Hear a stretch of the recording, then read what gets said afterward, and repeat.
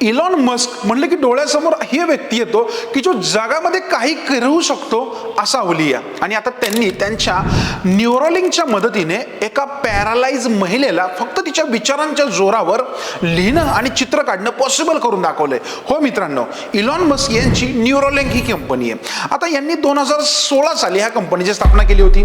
आता ही company mainly काय करते तर ब्रेन कम्प्युटर इंटरफेस कंपनी आहे, म्हणजे त्याला BCI हे नॉर्मली बोललं जातं. याच्यामध्ये हे करतात काय, एक चिप तयार करतात आणि ती स्मॉल चिप आपल्या मेंदूमध्ये इन्स्टॉल केली जाते याच्यामध्ये.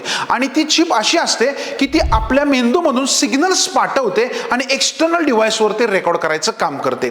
आता ही जी काही न्यूरोलिंक कंपनी त्यांनी जी काही BCI त्यांची जी चिप इम्प्लांट केली आहे, अशी एक महिला होती ऑड्री क्र्यू, जी 20 वर्षापासून पॅरालाइज होती. तिला कुठलीही हालचाल करता येत नव्हती आणि तिच्या ब्रेनमध्ये हे बसवलं आणि त्या महिलेनं त्याच्या जोरावर तिचं नावही सांगितलं, विविध चित्र काढण्याचा प्रयत्न केला आणि त्यांनी हे एक्स हँडलवर दाखवलेलं आहे. मित्रांनो, नक्कीच एक चांगली गोष्ट याच्यामध्ये की जगभरामध्ये अशा नवनवीन गोष्टी होत आहेत आणि इलॉन मस्क यांची ही न्यूरोलिंक कंपनी असं वेगळं काहीतरी करते.